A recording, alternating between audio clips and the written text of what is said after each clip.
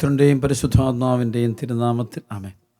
കർത്താവിൽ ഏറ്റവും പ്രിയപ്പെട്ട സഹോദരങ്ങളെ, ഇന്ന ദിവസത്തിൽ നമുക്ക് ലഭിക്കുന്ന വചനം അത് ഹൃദയം സൂക്ഷിക്കുവാനും 100 മേനി ഫലം പുറപ്പെടുവിക്കുവാൻ നമുക്ക് ആഗ്രഹിക്കാം. വചനം നമുക്ക് സ്വീകരിക്കാം. യെശയ്യാ 66:2 ആത്മാവിൽ എളിമയും അനുതാപം ഉണ്ടായിരിക്കും, എൻ്റെ വചനം കേൾക്കുമ്പോൾ വിറയ്ക്കുകയും ചെയ്യുന്നവനെയാണ് ഞാൻ കടാക്ഷിക്കുക. അപ്പോൾ ദൈവവചനം കേൾക്കുമ്പോൾ വിറയ്ക്കണം, അതിനകത്ത് അത് സ്വീകരിക്കണം. ഹൃദയത്തിൽ എളിമയോടെയും അനുതാപമുള്ള ഹൃദയത്തിൽ മാത്രമേ ദൈവവചനത്തിന് വരാൻ പറ്റുള്ളൂ. ആ ദൈവവചനം വന്നു കഴിയുമ്പോഴാണ് നമ്മൾ വലിയ ചേഞ്ചസ് സ്വീകരിക്കുന്ന ഹൃദയത്തിലൂടെയാണ് പ്രവർത്തിക്കുന്നത്. അതുകൊണ്ട് നമ്മൾ ആ ഹൃദയം തുറന്ന് ദൈവവചനം സ്വീകരിക്കാൻ നമ്മൾ തയ്യാറാകുക. അതായത് വെളിപാട് പുസ്തകത്തിൻ്റെ 3:20 പറയുക, ഞാൻ വാതിൽ മുട്ടുന്നു, ആരെങ്കിലും എൻ്റെ സ്വരം കേട്ട് വാതിൽ തുറന്ന് ഞാൻ അവൻ്റെ ഉള്ളിലേക്ക് പ്രവേശിക്കുകയും ഞാനോടൊക്കെ ഭക്ഷിക്കുക. അപ്പോൾ വചനം ഹൃദയത്തിൽ തുറന്നു വിടാൻ, വചനം ഹൃദയം സ്വീകരിക്കും, ഹൃദയം തുറന്നു വിടുക, ഹൃദയം തുറന്നു കൊടുക്കുക. കർത്താവിന് തുറന്നു കൊടുത്താൽ കർത്താവിന് വചനം വരും. പരിശുദ്ധ അമ്മയിൽ ദൈവവചനം വന്നു, അതാണ് അവളെ ദൈവത്തിൻ്റെ അമ്മയാക്കി മാറ്റുന്നത്. അതിലൂടെയാണ് അവൾ ഈശോയ്ക്ക് ജന്മം കൊടുക്കുന്നത്. ദൈവവചനം വിശ്വാസം സ്വീകരിക്കുമ്പോൾ അത് മനുഷ്യനായി മാറുന്നു, ഈശോ ആയിട്ട് മാറുന്നത് കാണാൻ പറ്റും. നമ്മൾ കേൾക്കുന്ന വചനം അതുകൊണ്ട് വളരെ എളിമയിലായിരിക്കണം. ദൈവവചനം ഒരിക്കലും നമ്മുടെ ബുദ്ധി കൊണ്ട് കണ്ടുപിടിക്കാൻ പറ്റില്ല. 1 കൊരിന്ത്യർ 2:14-15 ലൗകിക മനസ്സിന് ദൈവാത്മാവിൻ്റെ ദാനങ്ങൾ പോഷത്വമാകിയാൽ അതിനെ സ്വീകരിക്കുന്നില്ല. ദൈവവചനം കിട്ടുക അതൊരു ദാനമാണ്. നമുക്ക് വചനം കേൾക്കാൻ പറ്റുന്നതിൻ്റെ ദൈവത്തിൻ്റെ ഒരു ദാനമാണ്, അത്ഭുതമാണത്. അതുകൊണ്ടാണല്ലോ കൊളോസ്യസ് 4:2 കൃതജ്ഞത ഉണർന്നിരുന്ന് പ്രാർത്ഥിക്കും, ദൈവവചനത്തിൻ്റെ കവാടം തുറന്നു കിട്ടാൻ. ദൈവം ഒരു വചനത്തിൻ്റെ വാതിലുണ്ട്, തുറന്നു കിട്ടാൻ പ്രാർത്ഥിക്കണം. വചനത്തിൻ്റെ കവാടം, there is a door. അപ്പോൾ അത് തുറന്നു കിട്ടിക്കഴിഞ്ഞാൽ പിന്നെ നമുക്ക് വചനത്തോട് ഭയങ്കരമായ ദാഹം വരും. ദൈവവചനം കേൾക്കുക, അത് സ്വീകരിക്കുകയും നമുക്ക് സാധിക്കും. സങ്കീർത്തനം 119:11 അങ്ങയ്ക്കെതിരെ പാപം ചെയ്യാതിരിക്കാൻ ഇങ്ങനെ വചനം എൻ്റെ ഹൃദയത്തിൽ ഞാൻ സൂക്ഷിച്ചു വെച്ചിരിക്കുന്നു. ഇപ്പോൾ ദൈവവചനം ഹൃദയം സൂക്ഷിക്കാനുള്ള വലിയ കൃപ ലഭിക്കാൻ വേണ്ടി നമുക്ക് തീക്ഷ്ണമായിട്ട് നമുക്ക് ആഗ്രഹിച്ച് പ്രാർത്ഥിക്കാം. വീണ്ടും യെശയ്യാ 66:5 കർത്താവിൻ്റെ വചനം കേൾക്കുമ്പോൾ വിറയ്ക്കുന്നവരെ അവിടുത്തെ വചനം കേൾക്കുകയും, അപ്പോൾ അവിടുത്തെ വചനം കേൾക്കി വിറയ്ക്കുന്നവർ പരിശുദ്ധ അമ്മ നമുക്കറിയാം വചനത്തിൻ്റെ മുമ്പിൽ ഇതാ കർത്താവിന് ദാസി എന്ന് പറഞ്ഞുകൊണ്ട് എളിമപ്പെടുത്തി നിൽക്കുന്നത് കാണാൻ പറ്റും. അതുകൊണ്ടാണ് അവളിൽ ഈ വചനത്തിൻ്റെ മാംസം ധരിക്കാനായിട്ട് പറ്റുന്നത്. ദൈവവചനം ഹൃദയം തുറന്ന് സ്വീകരിക്കുന്ന ഒരു വ്യക്തിയിലാണ് ഏറ്റവും കൂടുതൽ ദൈവത്തിൻ്റെ ഇടപെടലുകളും അത്ഭുതങ്ങളൊക്കെ സംഭവിക്കുക. അപ്പോൾ വചനത്തിന് മുമ്പിൽ ഹൃദയം അടയ്ക്കരുത്, ഹൃദയം തുറക്കാനായിട്ട് നമ്മൾ തയ്യാറാകണം. അതുതന്നെയാണ് വീണ്ടും വചനത്തിൽ കാണാൻ പറ്റും. ജെറമ്യാ 23:28-29 വചനം, കർത്താവ് അരുളിച്ചെയ്ത് സ്വപ്നം കാണുന്ന പ്രവാചകൻ തൻ്റെ സ്വപ്നം പറയട്ടെ, എൻ്റെ വചനം ലഭിച്ചിട്ടുള്ളവൻ അത് വിശ്വസ്തയോടെ പ്രഖ്യാപിക്കട്ടെ. 10 ഗോതമ്പ് മണിക്കും തമ്മിൽ എന്ത് പൊരുത്തം, എൻ്റെ വചനം അഗ്നി പോലെയും പാറയെ തകർക്കുന്ന കൂടം പോലെയല്ലേ കർത്താവ് അരുളിച്ചെയ്യുന്നു. നമുക്കറിയാം ഈശോയിലെ വചനം, ഈശോ വചനമായുണ്ട്, ദൈവവചനം, ദൈവപുത്രൻ തന്നെയാണ്. ഈശോ ആരാണ്? ദൈവപുത്രൻ. മത്തായി 16:16 പത്രോസ് ചോദിക്കുന്നുണ്ട്, ഈശോ ചോദിക്കുന്നുണ്ട്, അതായത് ഞാൻ ആരാണ് നിങ്ങൾ പറയുന്നത്? ഉടനെ ഈശോ പറയുന്നുണ്ട്, ഉടനെ പത്രോസ് പറയുന്നുണ്ട്, നീ ജീവനുള്ള ദൈവത്തിൻ്റെ പുത്രനായ ക്രിസ്തുവാണ്. അപ്പോൾ ഈ വചനം എന്ന് വെച്ചാൽ ഈശോ യഥാർത്ഥ വചനം, അത് ഈശോ മിശിഹ, ദൈവപുത്രനായ ഈശോ മിശിഹയാണ്. അപ്പോൾ നമ്മൾ വചനം സ്വീകരിക്കുമ്പോൾ നമ്മൾ ഈശോ മിശിഹ സ്വീകരിക്കുന്നത്. അതുതന്നെയാണ് വെളിപാട് 19:13-14 അവൻ രക്തത്തിൽ മുക്കിയ ഒരു മേലങ്കി ധരിച്ചിരിക്കുന്നു, നാമം ദൈവവചനമെന്ന്. വചനം വരുമ്പോൾ ഈശോയെ സ്വീകരിക്കുന്നു. ഈശോ സ്വീകരിക്കുമ്പോൾ അതുകൊണ്ടാണല്ലോ മത്തായിയുടെ സുവിശേഷത്തിൻ്റെ 10-ാം അധ്യായത്തിൻ്റെ 40-41 വചനം, നിങ്ങളെ സ്വീകരിക്കുന്നവൻ എന്നെ സ്വീകരിക്കുന്നു, എന്നെ സ്വീകരിക്കുന്നവൻ എന്നെ അയച്ചവനെ സ്വീകരിക്കുന്നു, പ്രവാചകനായി സ്വീകരിക്കുന്നവന് പ്രവാചകൻ്റെ പ്രതിഫലവും, നീതിമാനായി സ്വീകരിക്കുന്നവന് നീതിമാൻ്റെ പ്രതിഫലവും ലഭിക്കുന്നു. പ്രവാചകനല്ല, ദൈവത്തിൻ്റെ വചനമുള്ള വ്യക്തിയാണ്, വചനമാണ് വേണ്ടത്. ജെറമ്യാ 5:13 പറയും, പ്രവാചകന്മാർ പോലും കാറ്റായി തീരും, കാരണം ദൈവത്തിൻ്റെ വചനം അവരിലില്ല. വചനമില്ലെങ്കിൽ പ്രവാചകന്മാർ പോലും കാറ്റായി. അപ്പോൾ ആ ദൈവം വചനം കിട്ടുന്നവരായിട്ട് തീരട്ടെ. കൂട്ടായ്മയുള്ള മുഴുവൻ ആളുകൾക്കും വചനം കേട്ടുകൊണ്ടിരിക്കെ തന്നെ അവർക്ക് ദൈവത്തിൻ്റെ വചനം കിട്ടാനായിട്ട് ഇടയാകട്ടെ എന്ന് പ്രാർത്ഥിക്കാം. ജെറമ്യാ 23:9 വചനത്തിൽ ജെറമ്യാ പ്രവാചകൻ പറയുന്നുണ്ട്, പ്രവാചകന്മാരെ കുറിച്ച് എൻ്റെ ഹൃദയം തകരുന്നു, അസ്ഥികൾ ഇളകുന്നു, വീഞ്ഞു കുടിച്ച് മത്ത് പിടിച്ചവനെ പോലാണ് ഞാൻ. ഇത് കർത്താവിനെ പ്രതിയും അവിടുത്തെ വിശുദ്ധ വചനത്തെ പ്രതിയുമാണ്. കണ്ടോ, ദൈവവചനത്തെ പ്രതി വീഞ്ഞു കുടിച്ച് മത്ത് പിടിച്ചു. അപ്പം വചനത്തോട് എന്തൊരു ദാഹമാണ് നോക്കിയേ. ജെറമ്യായ്ക്ക് വചനത്തിൽ വിശ്വസിക്കുന്നു, വചനം അനുസരിച്ച് മുന്നോട്ട് പോകുന്നു, ദൈവവചനം മാത്രം ഹൃദയം സൂക്ഷിക്കുന്നു. അപ്പം അത്രമാത്രം ഉറപ്പോടു കൂടിയാണ് പോകുന്നത്. അപ്പോൾ ദൈവവചനത്തോട് എത്രമാത്രം നമുക്ക് ഹൃദയം തുറന്നു കൊടുക്കാം, അത്രമാത്രം തുറന്നു കൊടുക്കണം. യെശയ്യാ പ്രവാചകന്റെ പുസ്തകം 49:1 വചനം, തീരദേശങ്ങളെ വിദൂര ജനതകളെ എൻ്റെ വാക്ക് കേൾക്കുവിൻ, ഗർഭത്തിൽ തന്നെ എന്നെ കർത്താവ് വിളിച്ചു, അമ്മയുടെ ഉദരത്തിൽ വെച്ച് തന്നെ അവിടുന്ന് എന്നെ നാമകരണം ചെയ്തു. രണ്ടാമത്തെ വചനം, എൻ്റെ നാവിനെ അവിടുന്ന് മൂർച്ചയുള്ള വാള് പോലെയാക്കി തൻ്റെ കൈയുടെ നിഴലിൽ അവിടുന്ന് എന്നെ മറച്ച് എന്നെ മിനുക്കി അസ്ത്രമാക്കി തൻ്റെ ആവനാടിയിൽ അവിടുന്ന് ഒളിച്ചു വെച്ചു എന്ന് വെച്ചാൽ അതുകൊണ്ട് നോക്കി. അപ്പോൾ വചനമാണ് പറയുന്നത്, നാവിനെയൊക്കെ കൃപ കൊടുക്കുകയാണ്. അത് ജനമേ 15-19 വിലകെട്ടോ പറയാതെ സദ്വചനങ്ങൾ മാത്രം സംസാരിച്ചാൽ നീ എൻ്റെ നാവ് പോലായിത്തീരും. Esa 22 അറിയാം. ഈ ബന്ധനം അതാണ്. ബന്ധിക്കാനും ബഹിഷ്കരിക്കാനും സാധിക്കുന്നത് ദൈവവചനം ഉണ്ടെങ്കിലേ പറ്റുള്ളൂ. അത് ആത്മാവിൽ കിട്ടണം. അതായത് Efesos 6:17 പറയുന്ന പോലെ വചനമാകുന്ന ആത്മാവിൻ്റെ വാളെടുക്കുകയും Esa 22 പറയും, ദാവീദ് ഭവനത്തിന് താക്കോൽ അവന് തോളിൽ ഞാൻ വെച്ചു കൊടുക്കും. അവൻ തുറന്നാൽ ആരും അടയ്ക്കുകയോ അവൻ അടച്ചാൽ ആരും തുറക്കുകയോ ഇല്ല. അതാണ് ബന്ധിക്കാനുള്ള അധികാരമാണ്, കെട്ടാൻ അടിക്കാനുള്ള അധികാരം കിട്ടുക. അതാണ് മത്തായി സുവിശേഷം 16:18-19 വചനമുണ്ട്. പുത്രസ്വൻ നീ പാറയാവുന്നു, ഈ പാറമേലിൻ്റെ സഭ ഞാൻ സ്ഥാപിക്കും, നരകവാടങ്ങൾ ഇതിനെതിരെ പ്രബലപ്പെടുകയില്ല. സ്വർഗരാജ താക്കോലുകൾ നിനക്ക് ഞാൻ തരും. നീ ഭൂമി കെട്ടുമ്പോൾ സ്വർഗത്തിലും കെട്ടപ്പെട്ടിരിക്കും, നീ ഭൂമിയിൽ അടിക്കുമ്പോൾ സ്വർഗത്തിലും അടിക്കപ്പെട്ടിരിക്കും. യോഹന്നാൻ സുവിശേഷം 20:22-23 വചനമുണ്ട്. ഇത് പറഞ്ഞിട്ട് അവരുടെ മേൽ വിശ്വസിച്ചുകൊണ്ട് അവരോട് പറഞ്ഞു, നിങ്ങൾ പരിശുദ്ധാത്മാവിനെ സ്വീകരിക്കുകയും നിങ്ങൾ ആരുടെ പാപങ്ങൾ ക്ഷമിക്കുന്നുവോ അവ അവരോട് ക്ഷമിക്കപ്പെട്ടിരിക്കും, നിങ്ങൾ ആരുടെ പാപങ്ങൾ ബന്ധിക്കുന്നുവോ ആ ബന്ധിക്കപ്പെട്ടിരിക്കും. ബന്ധിക്കാൻ പറ്റും.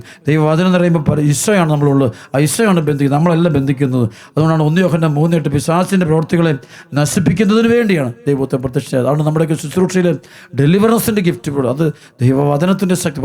വചനമുണ്ട്, വചനമാകുന്ന വാളുണ്ട്. എസെക്കിയേൽ 21:9-15 വരെയുള്ള വചനത്തിൽ പറയുന്ന കർത്താവിൻ്റെ ഇരുതല വാളുണ്ട്, ആ വചനമുണ്ട്. ആ വചനം ഉണ്ടെങ്കിൽ അത് ബന്ധിക്കാൻ പറ്റും. അല്ലാതെ നമുക്കൊന്നും ബന്ധിക്കാൻ പറ്റത്തില്ല. ബന്ധിക്കാൻ ബുദ്ധി കൊണ്ടൊന്നും ബന്ധിക്കാൻ പറ്റില്ല, അറിവുകൊണ്ടൊന്നും കഴിവുകൊണ്ടൊന്നും പറ്റത്തില്ല. ലൂക്കാ 9:1-2 പറയുന്നുള്ളൂ, അവൻ 12 അപ്പസ്തോലന്മാരെയും തിരഞ്ഞെടുത്താൽ പിശാചുക്കളുടെ മേലെ അവനവർക്ക് അധികാരവും ശക്തിയും കൊടുത്തു. ഒപ്പം രോഗങ്ങൾ സുഖപ്പെടുത്തുവാനും ദൈവരാജ്യം പ്രസംഗം. അപ്പോൾ അധികാരം, ശക്തി, ബന്ധിക്കാനും ബഹിഷ്കരിക്കാനും നമുക്ക് സാധിക്കും. അതാണ് ലൂക്കാ 4:18. ഈശോ പറയുന്നുണ്ടല്ലോ, കർത്താവിൻ്റെ ആത്മാവ് എൻ്റെ മേലുണ്ട്, ദരിദ്രരോട് സുവിശേഷം പ്രസംഗിക്കുവാൻ അവിടെ തന്നെ അഭിഷേകം ചെയ്തിരിക്കുന്നു, ബന്ധിതർക്ക് മോചനം, അന്ധർക്ക് കാഴ്ച, അടിച്ചമർത്തപ്പെട്ടവർക്ക് സ്വാതന്ത്ര്യം, കർത്താവിന് സ്വീകാര്യമായ മത്സരം പ്രഘോഷിക്കുവാൻ അവിടെ തന്നെ അയച്ചിരിക്കുന്നു. അപ്പോൾ അവിടെ വലിയൊരു ബന്ധിക്കുകയാണ്. അത് തിന്മയുടെ ശക്തികളെ മുഴുവൻ ഈശോ ബന്ധിക്കുന്നത് കാണാൻ പറ്റും, ബഹിഷ്കരിക്കുന്നത് കാണാൻ പറ്റും. ഈ അധികാരത്തിൻ്റെ ശക്തി. അപ്പോൾ അത് വചനം ഉണ്ടെങ്കിൽ മാത്രമേ ഈ സംഭവം നടക്കുകയുള്ളൂ. നമ്മുടെ ബുദ്ധി കൊണ്ടോ നമ്മുടെ അറിവ് കൊണ്ടോ ഒന്നും നമുക്ക് ചെയ്യാൻ പറ്റുന്ന കാര്യമല്ല. ബുദ്ധി അറിവ് അത് പരിശുദ്ധാത്മാവിൻ്റെ അതിശക്തമായ പ്രവർത്തനമാണ്. അപ്പോൾ അത് വരുമ്പോഴാണ് അവിടെ തിന്മയുടെ ശക്തിയിൽ ഓരോന്നോരോന്നായിട്ട് നമുക്ക് ബഹിഷ്കരിക്കാൻ സാധിക്കും. അപ്പോൾ അത്ഭുതങ്ങൾ നടക്കും, വിടുതൽ നടക്കും. ഒരുപാട് കൃപകൾ നമ്മുടെ സഭയിലേക്ക്, സമൂഹത്തിലേക്ക് ഒഴുകപ്പെടുന്നത് നമുക്ക് കാണാൻ പറ്റും. അതാണ് വെളിപാട് പുസ്തകത്തിൻ്റെ 2-ാം അധ്യായത്തിൻ്റെ 26-27 വിജയം വരിക്കുന്നവനും അവസാനം വരെ എൻ്റെ പ്രവൃത്തികൾ ചെയ്യുന്നവനും ജനപദങ്ങളുടെ മേൽ ഞാൻ അധികാരം നൽകും. അവസാനം വരെ കടത്താം, അവൻ്റെ മരണം വരെ ഈശോയുടെ പ്രവർത്തി. അത് വചനം പ്രഘോഷിക്കുക എന്നുള്ളതാണ്. വെളിപാട് 2:27 പറയും, ഇരുമ്പ് ദണ്ടുകൊണ്ട് അവൻ അവരെ മേയ്ക്കും, മൺപാത്രങ്ങൾ പോലെ അവരെ തകർക്കും. ഇതാണ് ഈ ബന്ധിക്കാനുള്ള അവർ വലിയൊരു ശക്തി അവരോട് പ്രവർത്തിക്കുന്നത് കാണാൻ പറ്റും. വീണ്ടും കാണാൻ പറ്റും വെളിപാട് പുസ്തകം 3:5 വചനം, വിജയം വരിക്കുന്നവന് വെള്ള വസ്ത്രം ധരിപ്പിക്കും, ജീവൻ്റെ പുസ്തകത്തിൽ നിന്ന് അവൻ്റെ നാമം ഞാൻ ഒരിക്കലും മായ്ച്ചു കളയുകയില്ല, എൻ്റെ പിതാവിൻ്റെയും അവിടെ ദൂതന്മാരുടെ സന്നിധിയിൽ അവരുടെ നാമം ഞാൻ ഏറ്റുപറയും. അതായത് വചനമുള്ള വ്യക്തി, ഈശോയ്ക്ക് സാക്ഷ്യം വഹിക്കുന്ന വ്യക്തി, വചനം കിട്ടിയൊരു വ്യക്തിയെ കർത്താവ് അനുഗ്രഹത്തിൻ്റെ മക്കളാക്കി മാറ്റും. വെളിപാട് പുസ്തകത്തിൻ്റെ 3:7-8 വചനം, ഫിലാദൽഫിയയിലെ സഭയുടെ ദൂതൻ എഴുതുക, പരിശുദ്ധനും സത്യവാനും ദാവീദിന് താക്കോൽ കൈവശമുള്ളവനും മറ്റാർക്കും അടയ്ക്കാൻ കഴിയാത്തവിധം തുറക്കുന്നവനും മറ്റാർക്കും തുറക്കാൻ കഴിയാത്തവിധം അടയ്ക്കുന്നവനുമായവൻ പറയുന്നു, നിന്റെ പ്രവൃത്തികൾ ഞാൻ അറിയുന്നു, നിന്റെ മുമ്പിൽ ആർക്കും പൂട്ടാൻ കഴിയാത്തവിധം തുറന്നു കിടക്കുന്നൊരു വാതിൽ ഞാൻ സ്ഥാപിച്ചിരിക്കുന്നു. അപ്പോൾ അതാണ് ഒരു കൃപ കിട്ടുകയാണ്, വലിയൊരു കൃപയാണ്. അപ്പോൾ ബന്ധിക്കാനും ബഹിഷ്കരിക്കാനൊക്കെ പറ്റുക. കാരണം ഈ വചനമുണ്ട്. ഈ വചനം വിശ്വസിക്കണം, കണ്ണും പൂട്ടി വിശ്വസിച്ചാലേ പറ്റുള്ളൂ. യോഹന്നാൻ 1:12 പറഞ്ഞ അത് അവനെ സ്വീകരിച്ചവർക്കെല്ലാം, അവൻ്റെ നാമത്തിൽ വിശ്വസിച്ചവർക്കെല്ലാം ദൈവമക്കളാകാൻ കഴിവുന്നില്ല. ഒരുപക്ഷെ വചനത്തിലേക്ക് വരുമ്പോൾ നിങ്ങൾക്ക് സഹനമുണ്ടാകും. മത്തായിയുടെ സുവിശേഷത്തിൻ്റെ 10-ാം അധ്യായത്തിൻ്റെ 27-28 വചനം, അന്ധകാരത്തിൽ നിങ്ങളോട് ഞാൻ പറയുന്നവ പ്രകാശത്തിൽ പറയുവിൻ, ചെവിൽ മന്ത്രിച്ചത് പുര മുകളിൽ നിന്ന് ഘോഷിക്കുവിൻ, ശരീരത്തെ കൊല്ലുകയും ആത്മാവിനെ കൊല്ലാൻ കഴിവില്ലാതിരിക്കുകയും ചെയ്യുന്നവരെ നിങ്ങൾ ഭയപ്പെടേണ്ട, മറിച്ച് ആത്മാവിനെ ശരീരത്തെ നരകത്തിന് ഇരയാക്കാൻ കഴിയുന്നവരെ ഭയപ്പെടുവിൻ. അതിനുശേഷം വീണ്ടും പറയുന്നുണ്ട് മത്തായിയുടെ സുവിശേഷം 10-ാം അധ്യായത്തിൻ്റെ 32 വചനം പറയും, 33 വചനം പറയും, മനുഷ്യരുടെ മുമ്പിൽ എന്നെ ഏറ്റുപറയുന്നവനെ സ്വർഗസ്ഥനായ പിതാവിൻ്റെ മുമ്പിൽ ഞാനും ഏറ്റുപറയും, മനുഷ്യരുടെ മുമ്പിൽ എന്നെ തള്ളിപ്പറയുന്നവനെ സർഗസ്വനായ പിതാവിൻ്റെ മുമ്പ് ഞാൻ അതായത് ദൈവവചനം പറയണം, അത് ധൈര്യമായിട്ട് പ്രഘോഷിക്കണം. അതാണ് മർക്കോസ് സുവിശേഷം 16:15-20 ലോകമെങ്ങും പോയി സമസ്ത സൃഷ്ടികളോട് സുവിശേഷം പ്രസംഗിക്കും. വിശ്വസിക്കുന്നവർ രക്ഷിക്കപ്പെടും, വിശ്വസിക്കാത്തവർ ശിക്ഷിക്കപ്പെടും. വിശ്വസിക്കുന്നവരുടെ കൂടെ ഈ അടയാളം ഉണ്ടായിരിക്കും. അവർ എൻ്റെ നാമത്തിൽ പിശാചുകൾ ബഹിഷ്കരിക്കും, രോഗികളുടെ മേൽ കൈകൾ വെക്കുക, സുഖം പ്രാപിക്കും. അപ്പോൾ ഇതെല്ലാം സംഭവിക്കുന്നത് ദൈവവചനം നിറയുമ്പോഴാണ്. ദൈവവചനം പരിശുദ്ധ അമ്മയ്ക്ക് കിട്ടി ഏറ്റവും വലിയ ഭാഗ്യമുണ്ട്. അവളിക്ക് ദൈവവചനം വന്നു. ഓരോരുത്തർക്കും വിശുദ്ധർക്ക് കിട്ടുന്നു, വചനം കിട്ടി. പൗലോസ്ലീഹ കേട്ടു. അതാണ് അപ്പോസ്തലപ്രവർത്തനം 9-ാം അധ്യായത്തിൻ്റെ 1 മുതൽ 9 വരെയുള്ള വചനം വായിക്കുമ്പോൾ അവിടെ കൃത്യമായിട്ട് പരിശുദ്ധ അമ്മ പറയുന്നുണ്ട്. അവിടെ പറയുന്നുണ്ട്, അവർ മുന്നിലോടി വന്നിട്ട് അവൻ്റെ മേൽ പതിച്ചു. അത് പൗലോസ് സാവൂളിൻ്റെ മേൽ അവൻ താഴെ വീണു. അവൻ അപ്പോൾ സ്വരം കേട്ടു, അവൻ വചനം കേട്ടു. അവന് സാവൂൾ എന്തിനെ പീഡിപ്പിക്കുന്നു, അങ്ങ് ആരാണ് നീ പീഡിപ്പിക്കും? കേട്ടു, കർത്താവിനെ കേട്ടു, കർത്താവിൻ്റെ സ്വരം കിട്ടി, വചനം കിട്ടി. അവൻ തിരഞ്ഞെടുക്കുന്നു. ദൈവം തിരഞ്ഞെടുപ്പ് നടത്തുകയാണ്. അന്ന് 1 കൊരിന്ത്യർ 2:2 അതാണ് പൗലോസ് പറയും, ഞാൻ നിങ്ങളോടുകൂടെ ആയിരുന്നപ്പോൾ യേശുക്രിസ്തുവിനെ കുറിച്ചല്ലാതെ ക്രൂശനെ കുറിച്ചല്ലാതെ മറ്റൊന്നിനെക്കുറിച്ച് അറിയാണ്ട് തീരുമാനിച്ചു. പൗലോസിലേക്ക് ഒരാളെ മാത്രം അറിഞ്ഞു, ഈശോ മാത്രം അറിയുക, ഈശോ മാത്രം, ഈശോ കൂടുതൽ അറിയുക, ഈശോ സ്നേഹിക്കുക, ഈശോ പകരുക. അത് മാത്രമായിരുന്നു പൗലോസിലേക്ക് നിറഞ്ഞ കൃപയത. അപ്പം അന്ന് ഒട്ടും മാറിപ്പോകരുത്.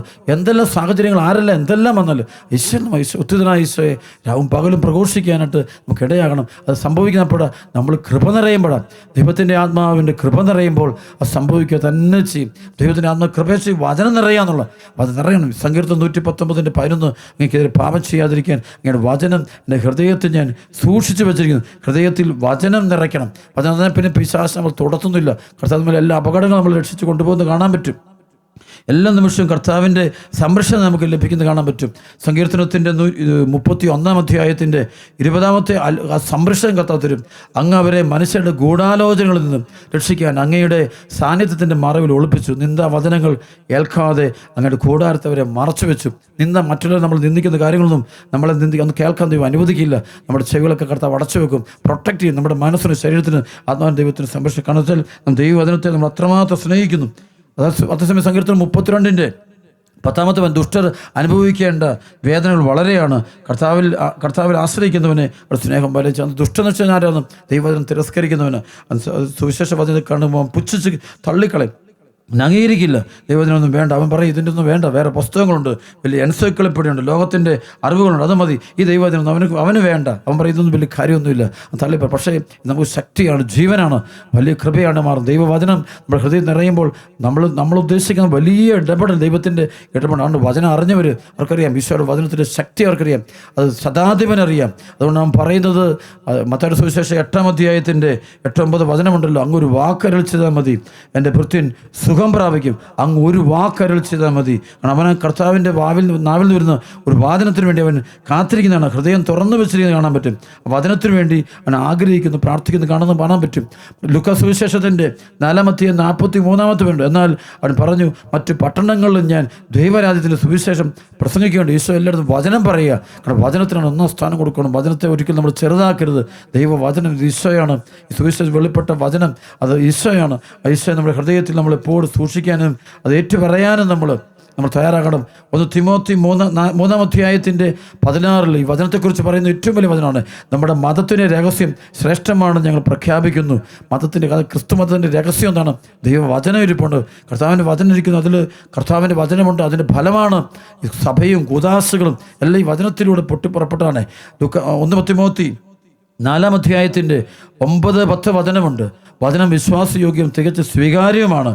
ഈ ലക്ഷ്യത്തെ മുൻനിർത്തിയാണ് നാം അധ്വാനിക്കുന്നതും പോരാടുന്നതും. പൗലോസ് പറയുകയാണ്, വചനം വിശ്വാസയോഗ്യമാണ്.